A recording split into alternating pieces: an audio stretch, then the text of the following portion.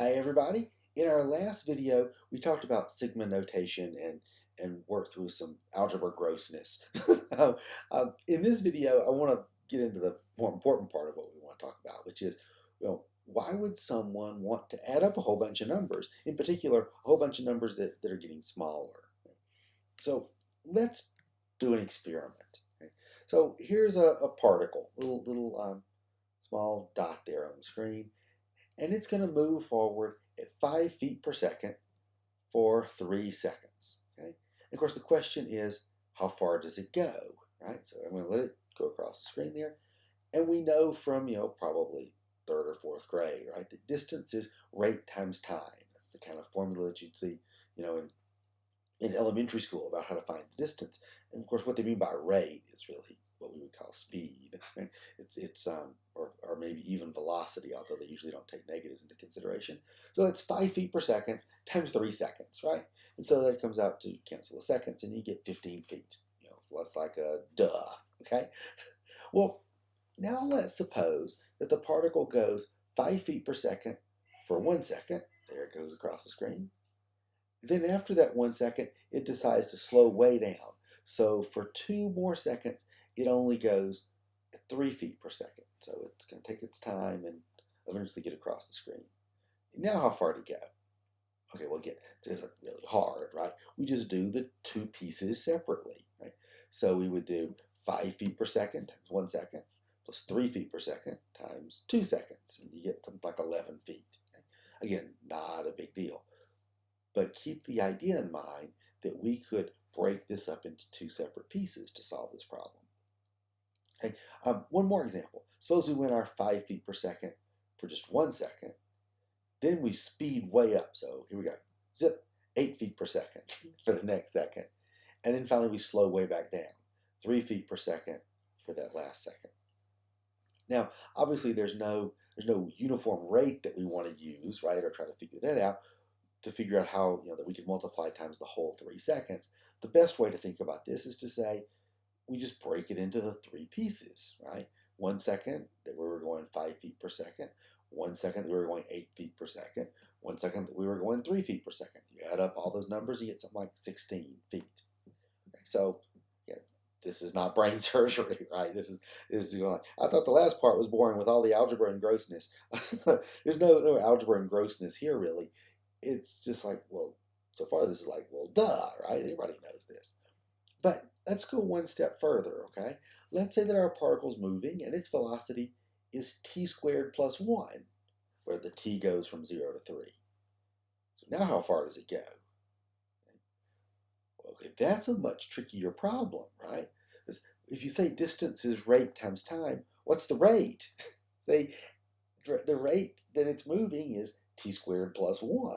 It depends on t. When t is 0, 0 squared plus 1 is just 1.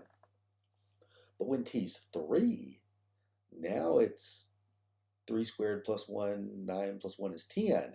Right? So the speed that this particle is moving is constantly changing. So distance equals rate times time doesn't really help, does it? So all we can really do to try to get some kind of an answer, right? Even though it's going to actually be a wrong answer, but at least we can try to get some kind of an answer. We could try breaking this thing up into pieces like we did before. Let's split this up into 3 pieces again, from 0 to 1, then 1 to 2, then 2 to 3. And so the distance of each of those breakpoints, right, the length of each of those time intervals is 1 second. And I'm going to call that delta t, the change in time from one break to the next. Of course, we've seen delta t's and delta x's and delta y's all over the place. So again, this is just still the change in t from one break point to the next. Okay, and then what we're going to do is lie. Okay, we're going to pretend that the speed is constant between those breakpoints. So in other words, our velocity is t squared plus 1. So great, that really doesn't help much, right? Because it's constantly changing. But what we could do to try to get some kind of an answer, even though it won't be quite right, at least it'll be some kind of an answer, is let's pretend that that whole first second, okay, from t equals 0 to t equals 1, that the speed was 1 foot per second. In other words, what you get when you plug in the 0. Because when t is equal to 0, I get 0 squared plus 1, so that's 1. So I'm going to pretend that whole first second, it didn't speed up, that it stayed 1 foot per second. Obviously, that's wrong, but I mean, it's kind of close, right? I mean, at least it starts going 1 foot per second. The answer we get is going to be too small, but at least it gives us something. Okay, the next breakpoint, when t is 1 second, we plug in 1 squared plus 1 is 2 feet per second. So we're going to pretend that it was going 2 feet per second between 1 second and 2 seconds over that next piece. Then we'll try to see the speed when t is 2 seconds. 2 squared plus 1 is 5. So we'll pretend that this velocity is not changing, right, over that last time interval. It's going to be 5 constantly the whole time. And if we're pretending the velocity doesn't change, then we can use the old formulas, right? The old formula said distance is rate times time. So between 0 and 1, those are the first interval, we have a speed that isn't really 1 foot per second, but we're going to pretend like it was staying constant at 1 foot per second. Even though it really wasn't, we're going to pretend that it was. This will give us at least some kind of a guess at the answer, right? We multiply that times delta t, the 1 second that it traveled, and we get 1 foot. Over the next second, right, we pretend that the velocity stayed the same, at what it was going at the beginning of that time period, which was 2 feet per second. We pretend the velocity didn't change over that whole second, so we get 2 feet per second times 1 second that it traveled time, right, get 2 feet.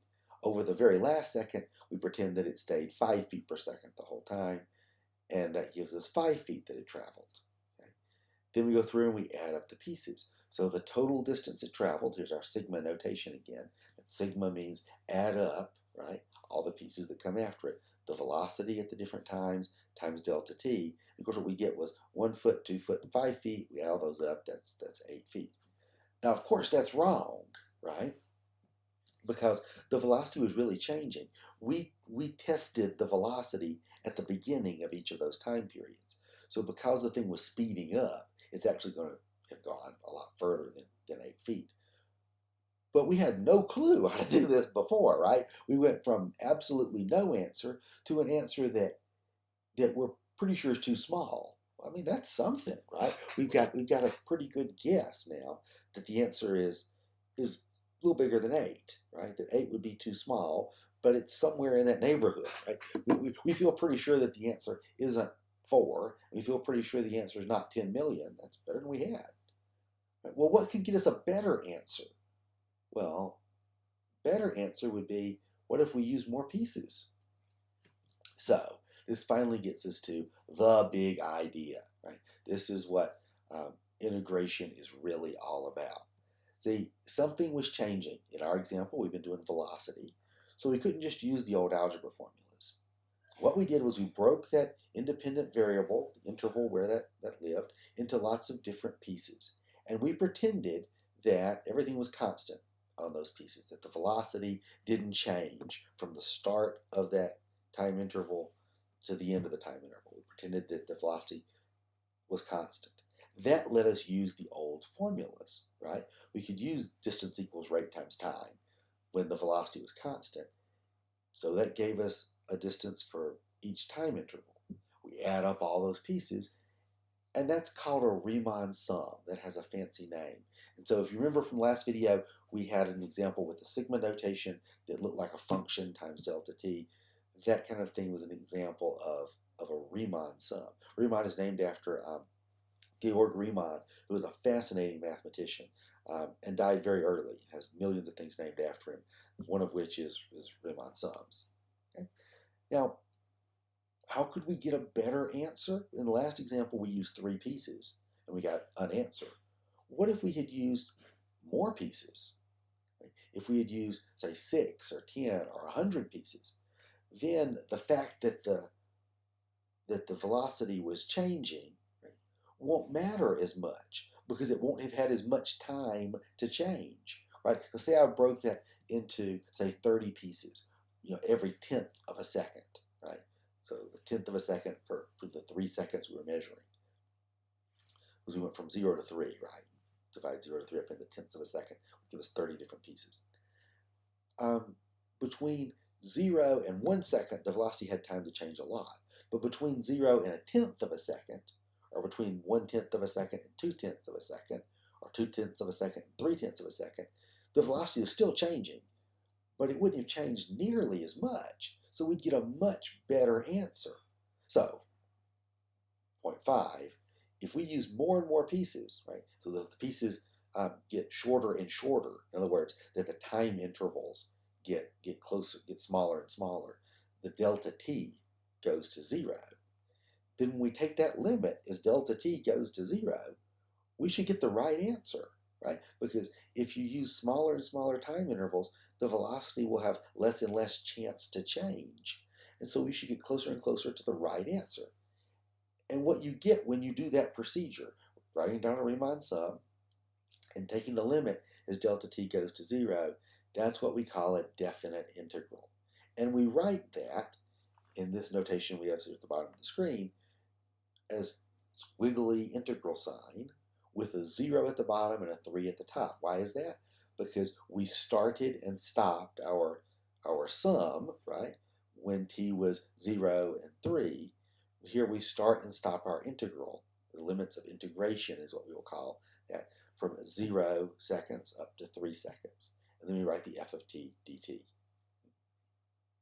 Okay, so let's retry the process we did just a second ago to see that we can get a quicker answer. Where we had 3 pieces, let's try 6. So now we break it up into half seconds, 0 to a half to 1, and so on. Now our delta t is going to be a half. Just to sort of show you how this works, we'll just do this kind of quickly, and I won't make you sit through doing all the nasty arithmetic when we get to that point. But let's use left endpoints again. Now, why am I saying left endpoints? I didn't say that word before, so why again? If you think about it, that's what we were really doing before. When we broke it up into 3 pieces, I checked the velocity at the beginning of each of those intervals, at 0 seconds, 1 second, and 2 seconds. And I pretended the velocity stayed the same for the whole next second. So we had an interval from 0 seconds to 1 second, and I checked the velocity at 0, at the left endpoint, at the beginning of that time interval.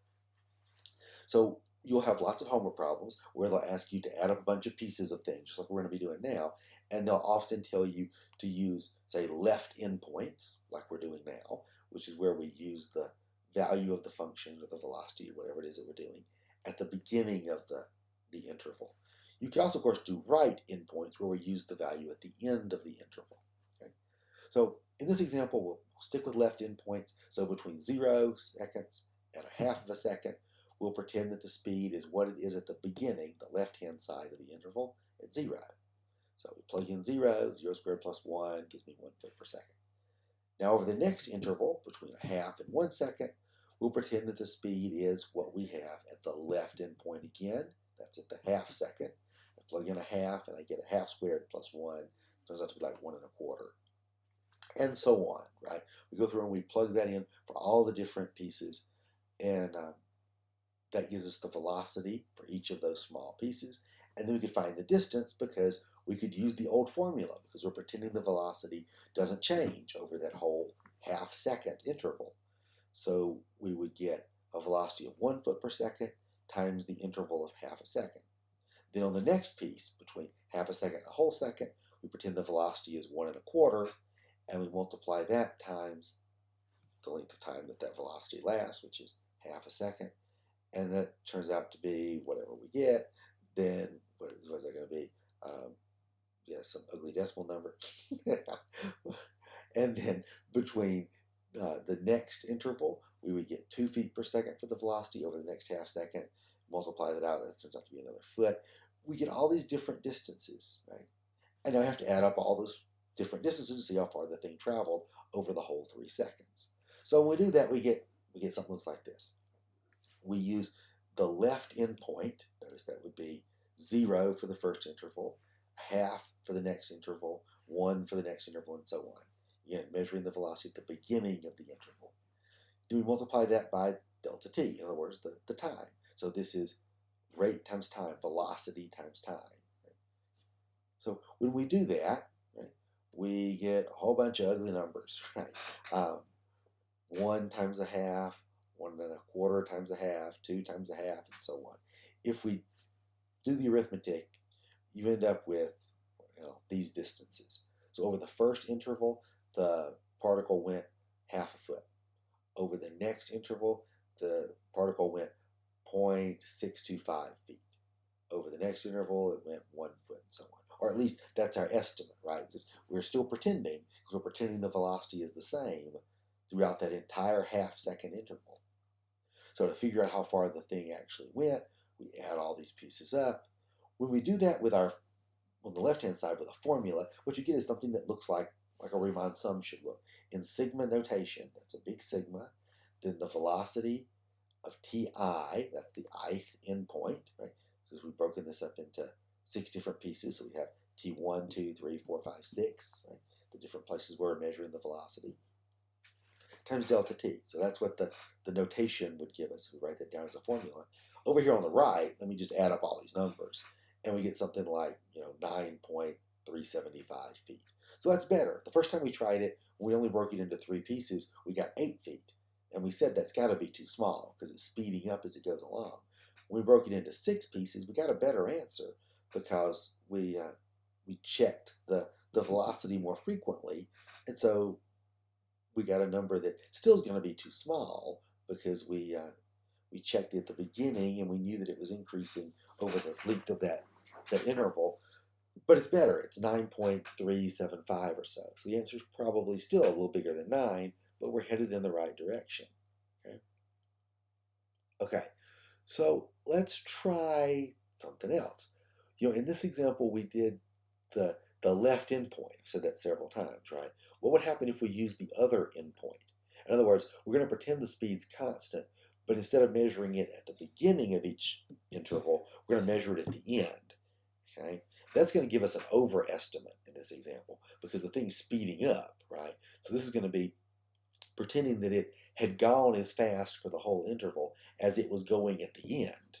Okay, so obviously that's going to give us something that's too big. So between 0 seconds and half a second, we're going to pretend the speed over the whole time had been 1/2 squared plus 1, which gives us like 1 1/4. Then between a half second and 1 second, pretend the speed was really what it should have been at the end. That's not 12, that's a 1 squared there. Sorry for the typo. Plus 1, which gives us 2 feet per second. Okay. So when we add up all those pieces again, the formula would look kind of the same, right?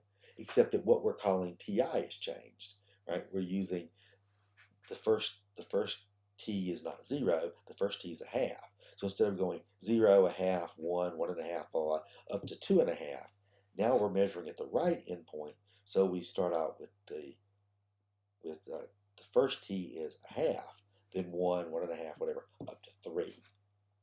So when we'll write down all those numbers, multiply all those together, we get all of those distances there. We can add them up, and we get something like, wow, 13.875. So we said at the beginning that we knew our first answer of 8 was way too small. The next answer of 9 point something we thought was still too small. This one we know was going to be too big, right? So we got 13.8 or so. So the right answer should be somewhere between 9 and 13. So that's good, right?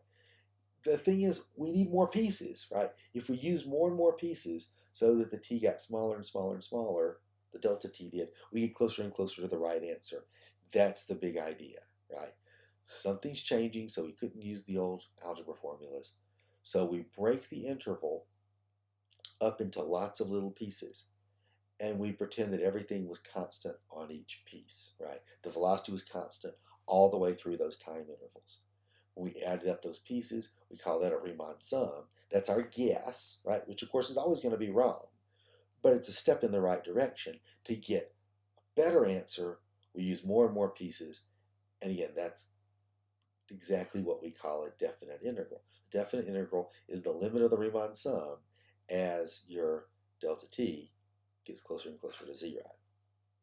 Okay, so this is cool, right? This lets us solve that problem we had before, at least in theory, right? We'd use more and more pieces, and we get closer and closer to the right answer, and would let us find how far a particle went, even if its um, velocity was changing. So, okay, so most of the time, most every textbook doesn't start with the velocity as the first example. Um, there's lots and lots of examples that we could use of all kinds of things that we can solve with integration this way. And velocity is usually not the first one they do. But I like it better because it's easy for me, easy to draw on the screen. It's easy for people to imagine. But the standard example that people usually start with is area, because finding area is really the same problem. See, we have an algebra formula, an old one from high school, that says that we can find the area of a rectangle, right? It's always the height times the width.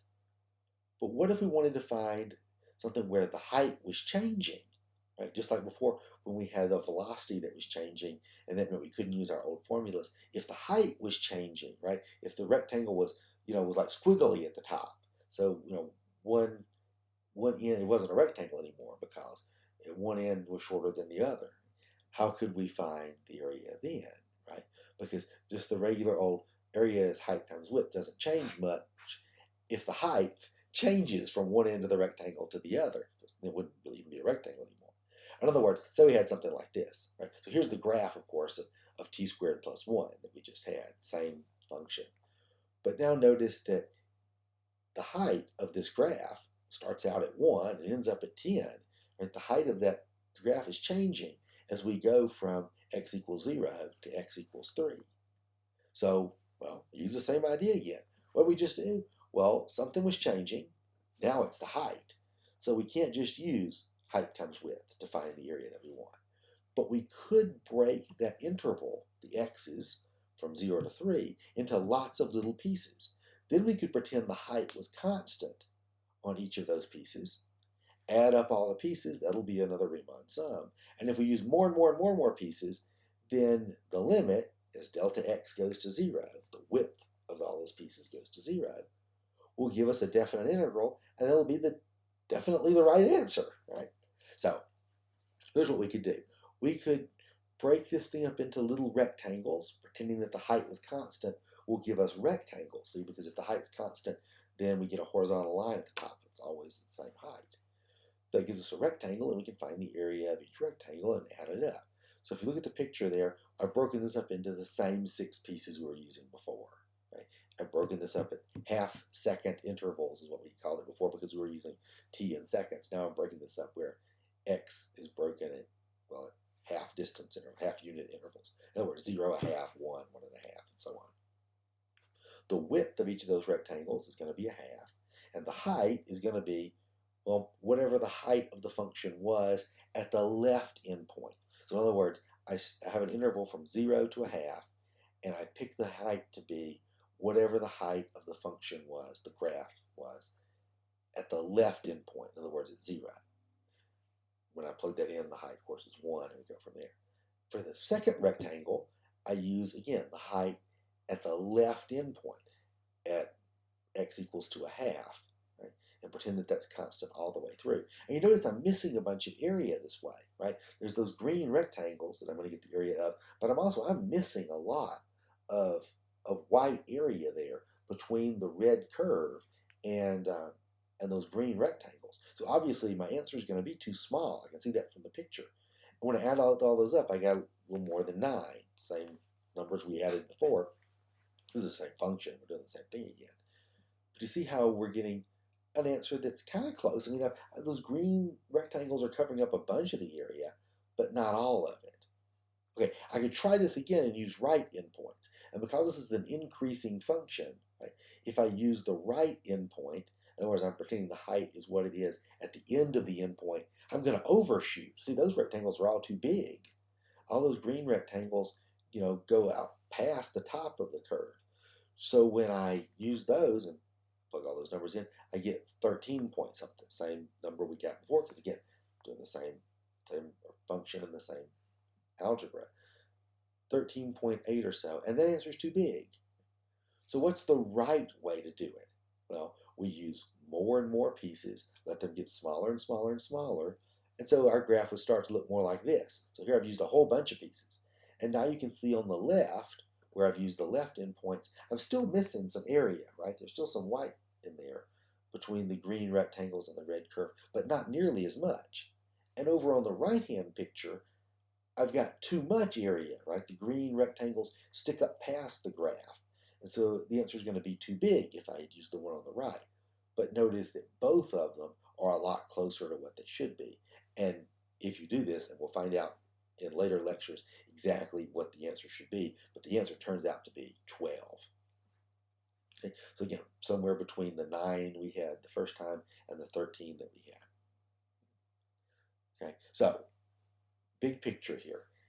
If you have a continuous function and it's not negative, now if the function ever dipped below the axis and became negative, then that's a problem, right? Because we don't want area to turn out to be negative. But if our function is a nice positive graph sitting above the axis, the area between that graph and the x-axis, and starting at x equals a and ending at x equals b, would be, well, the limit that we got when we wrote down that Riemann sum. And so written out in summation notation, the way we were using it in the last video, it looked exactly like this. We'd have the sum where k goes from 1 to n.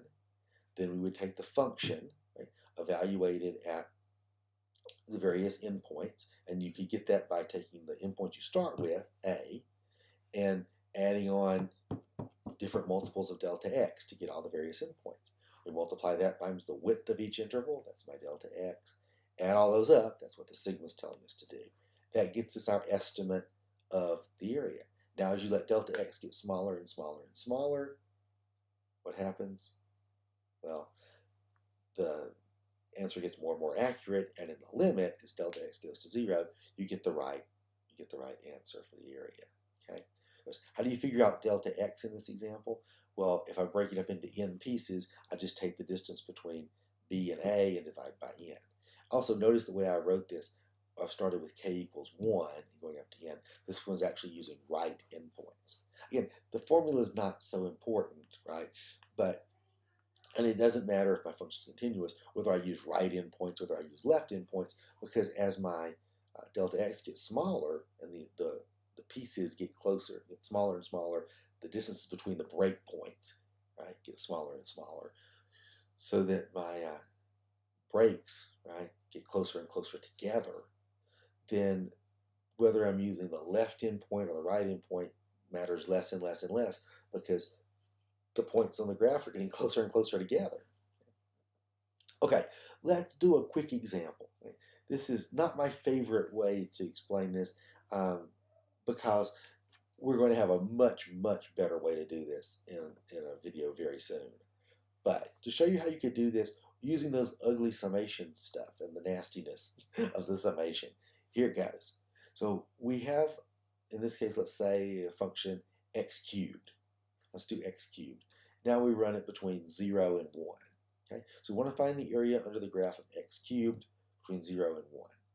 Okay? And I break it up into n different pieces. Okay? So again, in the first example, I use 3 pieces, then I use 6 pieces. Those will be the different values of n. Okay? So n is how many pieces I'm going to break this into. Well, my interval runs from 0 to 1. So if I break 0 to 1 up into n pieces, each piece would have to have a length of 1 over n. That's easy enough. What would it look like then to start from where are all my breakpoints? Well, I start at 0, and I break them up at every 1 over n. So my breakpoints look like k over n. The first one is at 1 over n, the second one is at 2 over n, the next one's at 3 over n, till finally I get to n over n, which of course is just 1. And again, doing it this way, I'm using right endpoints. So I plug that in, right? I plug each of these breakpoints into my function here. In other words, I'm plugging k over n into the function. That gives me k over n cubed. And maybe it's a little easier to turn this into k cubed over n cubed with a tiny bit of algebra. Okay? So that's my value of the function, right? That's my height that I'm using over each of those intervals. And the width over that interval would be delta x. Well, and again, I've broken this up into n pieces, so delta x would be 1 over n. Add all that up and take the limit as n goes to infinity. Yuck. Okay, so what happened to the delta x there? Of course, that's the 1 over n, right? What's the k cubed over n cubed? That's the value of the function. Right?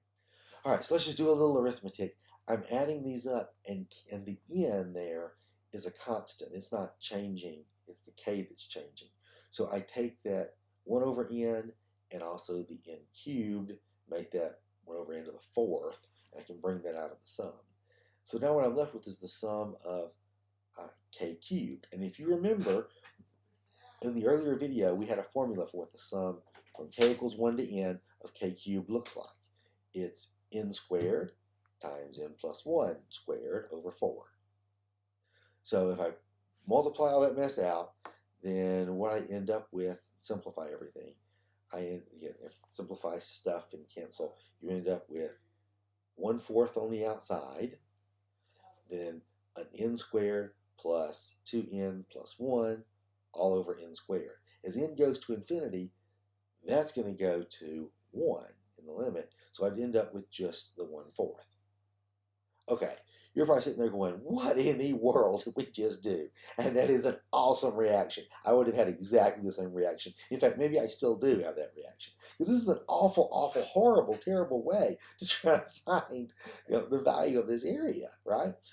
We've had to use a special summation formula for the sum of cubes. I mean, gross, right? This is just nasty. And you're thinking, there has got to be a better way. And the good news is, yes, there is. There is an amazingly wonderful, miraculous way to do this without having to go through all the sum stuff. And that connects all of this to something really cool that we learned about earlier. And suddenly all the pieces are going to fall into place in our next video.